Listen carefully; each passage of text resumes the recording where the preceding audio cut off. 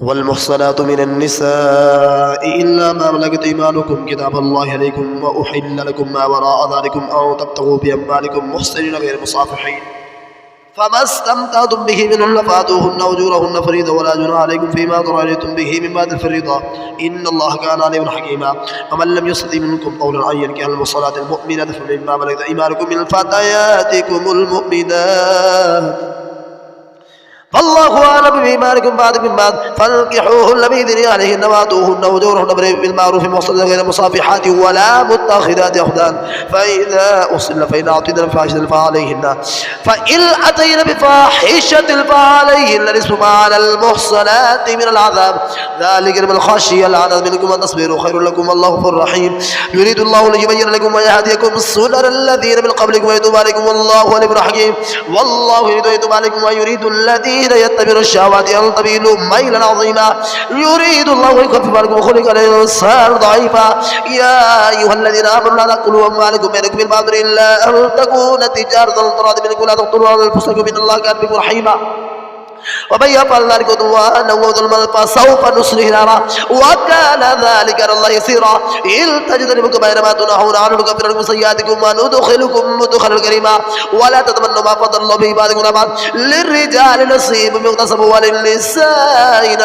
نصيب مما اكتسبوا نسأل الله بفضله إن الله كان بكل شيء عليما ولكل جعلنا موالي وترك الوالدان والأقربون والذين عقدوا أيمانهم فآتوهم نصيبهم إن الله كان على كل شيء شهيدا الرجال قوامون على النساء بما فضل الله بعضهم على بعض وما أنفقوا من الأموال فالصالحات قانتات حافظات للغيب ما حفظ الله واللاتي تخافون نشوزهن فاعظوهن واهجروهن في المضاجع واضربوهن في نطاق ولا تبغوا عليهن سبيلا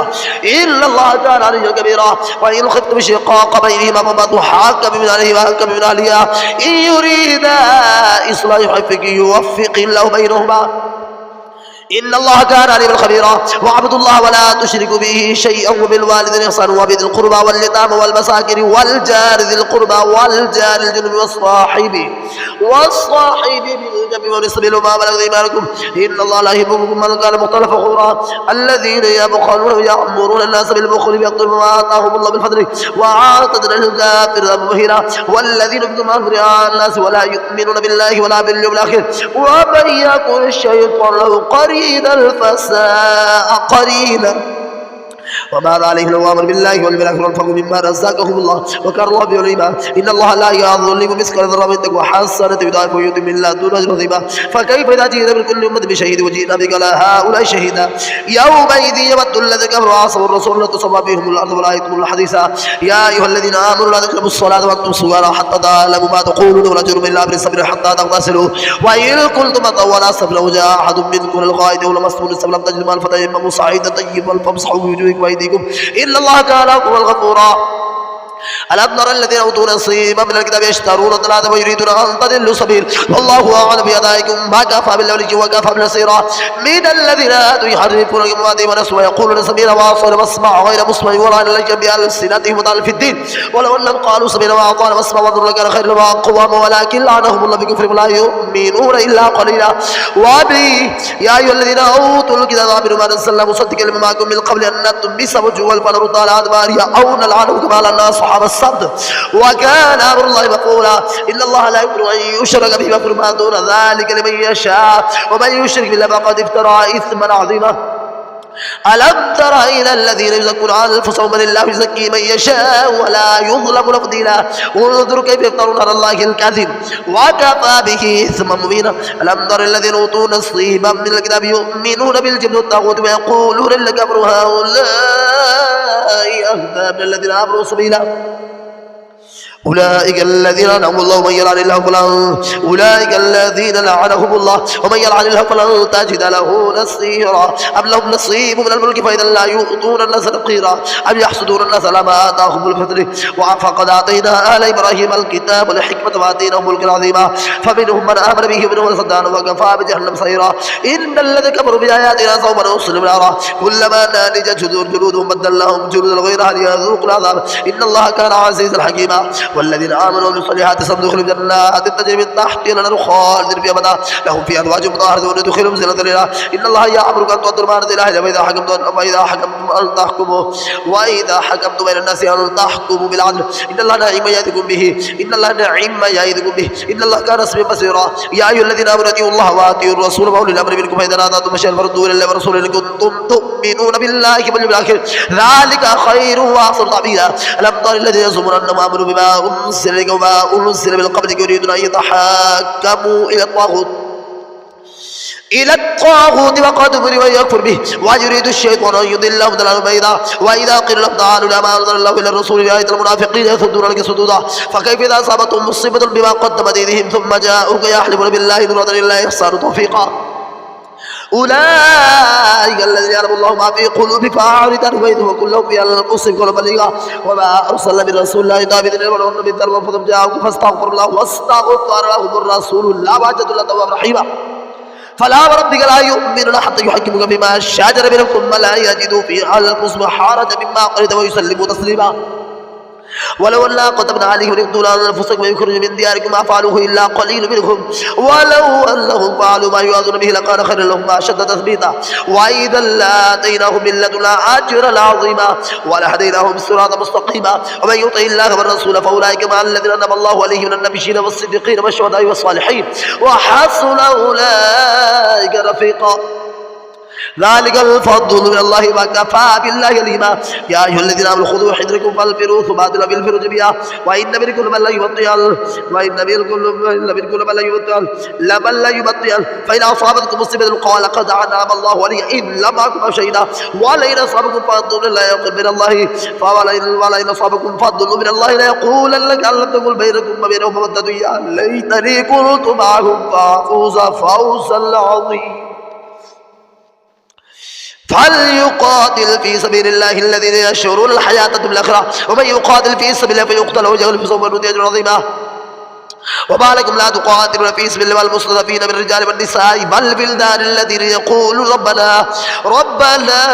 أخرجنا من هذه القرية الظالم أهلها واجعل لنا من لدنك وليا واجعل لنا من لدنك نصيرا الذين آمنوا يقاتلون في سبيل الله والذين كفروا يقاتلون في سبيل الطاغوت فقاتلوا أولياء الشيطان إن كيد الشيطان كان ضعيفا ألم تر الذين قيل لكم كفوا وأقيموا الصلاة الصلاة فلما كتب عليهم القتال إذا فريق منهم يخشون الناس كخشية الله وشد خشية وقالوا ربنا لما كتبت علينا القتال لولا أخرتنا إلى أجل قريب قل متاع الدنيا قليل والآخرة خير لمن اتقى ولا تظلمون فتيلا أينما تكونوا يدرككم الموت ولو كنتم في بروج مشيدة وإن تصبهم حسنة يقول هذه من عند الله وإن تصبهم سيئة يقول هذه من عندك قل كل من عند الله فما لهؤلاء القوم لا يكادون يفقهون حديثا ما أصابك من حسنة فمن الله ما أصابك من سيئة فمن الله ما أصابك من حسنة فمن الله ما أصابك من سيئة فمن نفسك وأرسلناك إلى رسولا وكفى بنا شهيدا من يطع الرسول فقد أطاع الله ومن تولى فما أرسلناك مفيدا ويقولون طاعة فإذا برزوا من عندك بينت طائفة منهم غير الذي يقولوا والله يكتب ما يبيتون فأعرض عنهم وتوكل على الله وكفى بالله وكيلا أفلا يتدبرون القرآن ولو كان من دين الله غيره ولو كان من عند غير الله لوجدوا فيه اختلافا كثيرا وإذا جاءهم أمر من الأمر يكلوا بالخوف يضعوا به ولو ردوه إلى الرسول وإلى أولي الأمر منهم لعلمه الذين يستنبطونه منهم ولولا فضل الله عليكم ورحمته لتبعتم الشيطان إلا قليلا فقاتل في سبيل الله لا تكلف إلا نفسك وحرض المؤمنين عسى الله أن يكف بأس الذين كفروا والله أشد بأسا وأشد تنكيرا من يشفع شفاعة الحسنة يكون له نصيب منها ومن يشفع شفاعة سيئة يكون له كفر منها وكان الله على كل شيء مقيتا وإذا حييتم بتحية فحيوا بأحسن منها وردوها إن الله كان على كل شيء حسيبا الله لا إله إلا هو لا يجمعنكم إلى يوم القيامة لا ريب فيه ومن أصدق من الله حديثا فما لكم في المنافقين بيدهم الله وركسب بما كسبوا أتريدون أن تهدوا من هدى الله ومن يضلل الله فلن تجد له سبيلا ودوا لو تكفرون كما كفروا فتكونون سواء ودوا لو تكفرون كما كفروا فتكونون سواء فلا تتخذوا من أولياء حتى يهاجروا في سبيل الله فإن تولوا فخذوا وقتلوهم حيث وجدتموهم ولا تتخذوا منهم وليا ولا نصيرا إلا الذين يصلون إلى قوم بينكم وبين ميثاق أو جاءوكم حاصر صدورهم أن يقاتلوا قومهم ولو شاء الله لسلط عليكم فلقاتلوكم فإن اعتزلوكم فلم يقاتلوا ولقوا إليكم السلام فما جعل الله لكم سبيلا ستجدون آخرين يريدون أن يعملوكم ويعملوا قومهم كلما ردوا إلى الفتنة أركسوا فيها فإن لم يعتزلوكم يلقوا إليكم السلام ويكفوا أيديهم فخذوهم واقتلوهم حيث كنتم أولئك جعلنا لكم سلطانا مبينا وما كان لمؤمن أن يقتل مؤمنا إلا خطأ ومن قتل مؤمنا الخطأ فتحرير رقبة مؤمنة وآتية مسلمة إلى أهله إلا أن يصدقوا فإن كان من قبل تب لكم وهو مؤمن فتحرير رقبة مؤمنة وإن كان من قوم بينكم وبينهم ميثاق فآتية مسلمة إلى أهله فتحرير رقبة مؤمنة فمن لم يجد فصيام شهر متتابعين توبة من الله وكان الله عليما حكيما ومن يقتل مؤمنا متعمدا فجزاؤه جهنم خالدا فيها وغضب الله عليه ولعنه وأعد له عذابا عظيما يا أيها الذين آمنوا إذا ضربتم في سبيل الله فتبينوا ولا تقولوا لمن ألقى إليكم السلام لست مؤمنا تبتغون أرض الحياة الدنيا فعند الله مغانم كثيرة كذلك كنتم من قبل فمن الله عليكم فتبينوا إن الله كان بما تعملون خبيرا لا يستوي القاعدون من المؤمنين غير الذين والمجاهدين في سبيل الله بأموالهم وأنفسهم فضل الله المجاهدين بأموالهم وأنفسهم والقائدين درجات وكلا وعد الله الحسنى فضل المجاهدين والقائدين أجرا عظيما درجات منه ومغفرة ورحمة وكان الله غفورا رحيما إن الذين توفاهم الملائكة ظالمي أنفسهم قالوا فيما كنتم قالوا كنا مستضعفين في الأرض قالوا ولم تكن الأرض واسعة فتهاجروا فيها فأولئك معهم أمثال بصيرا إلا المستضعفين من الرجال والنساء والبلدان لا يستطيعون حيلة ولا يهتدون سبيلا فأولئك صلى الله إياه كان غفورا ومن يهاجر في سبيل الله يجد في الذي مراغما كثيرا وسعا ومن يخرج من بيته مهاجرا لرسوله ثم يدركه الموت فقد وقع أجره على الله وكان الله غفورا رحيما وإذا ضربتم في الأرض فليس عليكم جناح أن تقصروا من الصلاة إن خفتم يفتنكم الكفر إن الكافرين كانوا لكم عدوا مبينا وإذا كنت فيهم فأقمت لهم الصلاة فطائفة منهم معك وليأخذوا حذرهم وليأخذوا أسلحتهم فإذا سجدوا فليكن من ورائكم ولتأت طائفة أخرى لم يصلوا فليصلوا معك وليأخذوا حذرهم وأسلحتهم ود الذين كفروا لا تغفرون عن أسلحتكم وأمتعتكم فيميلون عليكم مدد واحدة ولا جناح عليكم إن كان بكم وضع من مطر أو كنتم مرضى أن تضعوا أسلحتكم وخذوا حذركم من الله عد للكافرين عذاب مهينا فإذا قضيتم الصلاة فاذكروا الله قياما وقعودا وعلى جنوبكم فإذا اطمأننتم فأقيموا الصلاة إن الصلاة كانت على المؤمنين كتابا موقوتا ولا تهنوا في ابتغاء القوم إن تكونوا تعلمون فإنهم يعلمون كما تعلمون وترجون من الله ما لا يرجون وكان الله عليما حكيما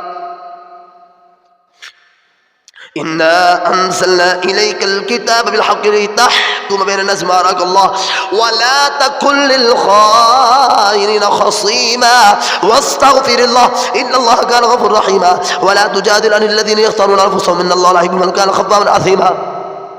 يستخفون من الناس ولا يستخفون من الله وهم يبيتون ما لا يرضى من القول وكان الله بما يعملون محيطا أنتم هؤلاء جادلتم عنهم في الحياة الدنيا فمن يجادل عنهم يوم القيامة يكون فقيرا ومن يعمل سوءا أو يظلم نفسه ثم يستغفر الله يجد له غفورا رحيما ومن يكسب إثما فإنما يكسبه على نفسه وكان الله عليما حكيما ومن يكسب خطيئة أو إثما ثم يرمي به بريئا فقد احتمل بهتانا وإثما مبينا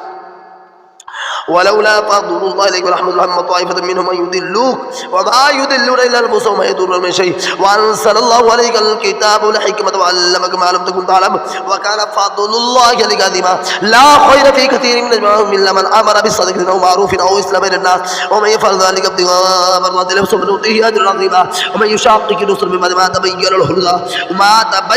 له الهدى ويتبع غير سبيل المؤمنين نوله ما تولى ونصله جهنم وساءت مصيرا إن الله لا يغفر أن يشرك به ويغفر ما دون ذلك لمن يشاء ومن يشرك بالله فقد ضل ضلالا بعيدا إن يدعون من دون الله إناثا وإن يدعون الله شيطانا مريدا لعنه الله وقال لأتخذن من عبادك نصيبا مفروضا ولأضلنهم ولأمنينهم ولآمرنهم فليبتكون آذان الأنعام ولآمرنهم فليغيرن خلق الله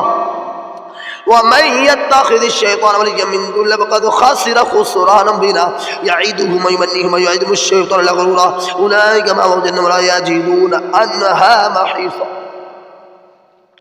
والذين آمنوا وعملوا الصالحات سندخلهم جنات تجري من تحتها الأنهار خالدين فيها أبدا وعد الله حقا ومن أصدق من الله قيلا ليس بأمانكم ولا أماني أهل الكتاب من يعمل سوءا يجزى به ولا يجد له من دون الله وليا ولا نصيرا ومن يعمل من الصالحات من ذكر سواء مؤمن فأولئك يدخلون الجنة ولا يظلمون نقيرا ومن أحسن دينا ممن أسلم وجهه لله وهو محسن واتبع ملة إبراهيم حنيفا واتخذ الله إبراهيم خليلا ولله ما في السماوات وما في الأرض وكان الله بكل شيء محيطا ويستفتونك بالنساء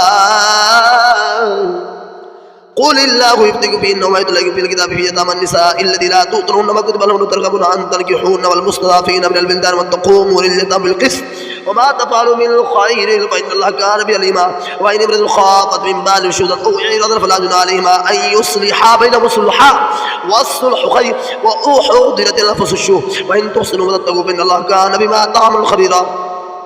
ولن تستطيعوا أن تعدلوا بين النساء والأولاد ولا تميلوا كل الميل فتذروها كالمعلقة وإن تصلحوا وتتقوا فإن الله كان غفورا رحيما وإن يتفرقا يغني الله كل من سعته وكان الله واسعا حكيما ولله ما في السماوات وما في الأرض ولقد وصينا الذين أوتوا الكتاب من قبلكم وإياكم أن اتقوا الله وإن تكفروا فإن لله ما في السماوات وما في الأرض وكان الله غنيا حميدا ولله ما في السماوات وما في الأرض وكفى بالله وكيلا إن يشاء يذهبكم الناس بيد بآخرين وكان الله على ذلك قديرا من كان يريد ثواب الدنيا فعند الله ثواب الدنيا والآخرة وكان الله سميعا بصيرا يا أيها الذين آمنوا كونوا قوامين بالقسط شهداء لله ولو على أنفسكم أو الوالدين والأقربين إن يكونوا غنيا فقيرا فالله أولى بهما فلا تتبعوا الهوى أن تعدلوا وإن تلووا أو تعرضوا فإن الله كان بما تعملون خبيرا يا أيها الذين آمنوا بالله ورسوله والكتاب الذي نزل على رسوله والكتاب الذي أنزل من قبل ومن يكفر بالله وملائكته وكتبه ورسله واليوم الآخر فقد ضل ضلالا بعيدا إن الذين آمنوا ثم كفروا ثم آمنوا ثم كفروا ثم ازدادوا كفرا لم يكن إلا ليغفر لهم ولا ليهديهم سبيلا بشر المنافقين بأن لهم عذابا أليما الذين يتخذون الكافرين أولياء من دون المؤمنين أيبتغون عندهم العزة فإن العزة لله جميعا وقد نزل عليكم في الكتاب أن إذا سمعتم آيات الله يكفر بها ويستهزأ بها فلا تقعدوا معهم حتى يخوضوا في حديث غيره إنكم مثلهم إن الله جامع المنافقين والكافرين في جهنم جميعا الذين يتربصون بكم فإن كانوا كفرتم من الله قالوا لم نكن معكم وإن كان للكافرين نصيب قالوا ولم نستعبد عليكم ونمنعكم من المؤمنين فالله يحكم بينكم يوم القيامة ولن يجعل الله للكافرين على المؤمنين سبيلا إن المنافقين يخادعون الله وهو خادعهم وإذا قاموا إلى الصلاة قاموا كسالى لا يراءون الناس ولا يذكرون الله إلا قليلا مذبذبين بين ذلك لا إله هؤلاء ولا إله هؤلاء ومن يضلل الله فلن تجد له سبيلا يا أيها الذين آمنوا لا تتخذوا الكافرين أولياء من دون المؤمنين أتريدون أن تجعلوا لله إليكم سلطانا مبينا إن المنافقين في الدرك الأسفل من النار ولن تجد لهم نصيرا إلا الذين تابوا وأصلحوا واعتصموا بالله وأخلصوا دينهم فأولئك مع المؤمنين وسوف يؤتي الله المؤمنين أجرا عظيما ما يفعل الله بعذابكم إن شكرتم وآمنتم وكان الله شاكرا عليما.